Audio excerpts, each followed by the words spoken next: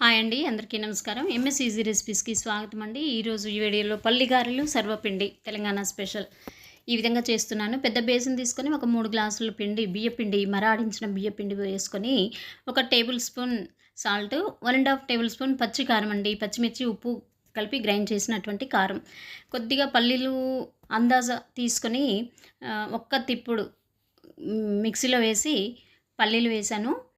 ఒక 10 నిమిషాలు ముందుగా నానబెట్టినటువంటి శనగపప్పు, సన్నగా తరిగినటువంటి కొత్తిమీర, సన్నగా తరిగినటువంటి కరివేపాకు, 1 టేబుల్ స్పూన్ అల్లం వెల్లుల్లి పేస్ట్ ఇలా వేసుకుని అన్నీ కలిసే విధంగా కలుపుకోవాలండి.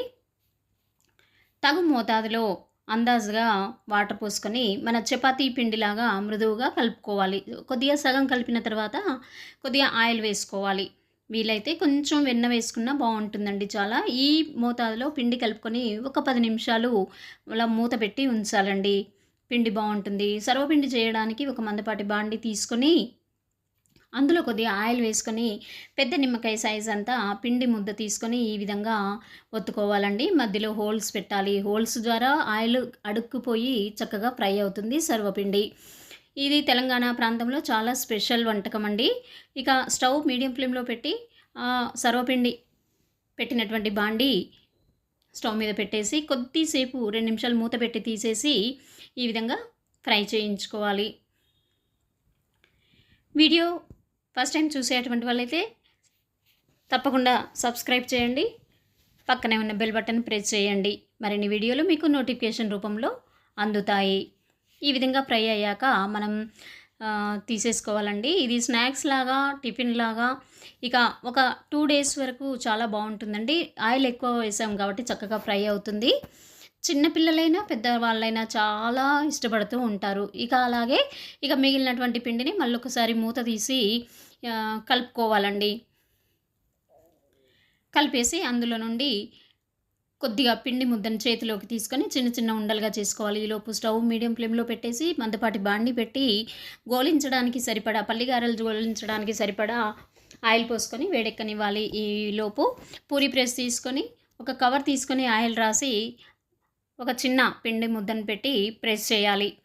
మనకి పల్లిగారె రెడీ అవుతుంది. ఆయిల్ వేడి కింద చూసుకోవడానికి కొద్దిగా పిండి చిన్నగా వేసి చూసుకోవాలి. ఆయిల్ బాగా వేడెక్కిందండి. ఈ విధంగా పూరీ ప్రెస్ మీద చేసుకుంటూ ఒక 10 వరకు వేసుకోవచ్చండి. ఇంకాస్త పెద్ద మూకుడైతే 15, 20 వరకు కూడా వేసుకోవచ్చు. పచ్చికారం వేసాం కాబట్టి మనకు బాగా రెడ్ కలర్లో రావు, చక్కగా గోల్తాయండి. ఈ విధంగా కొద్దిగా ఫ్రై అయ్యాక మళ్ళీ ఒకసారి మరలేసుకోవాలి.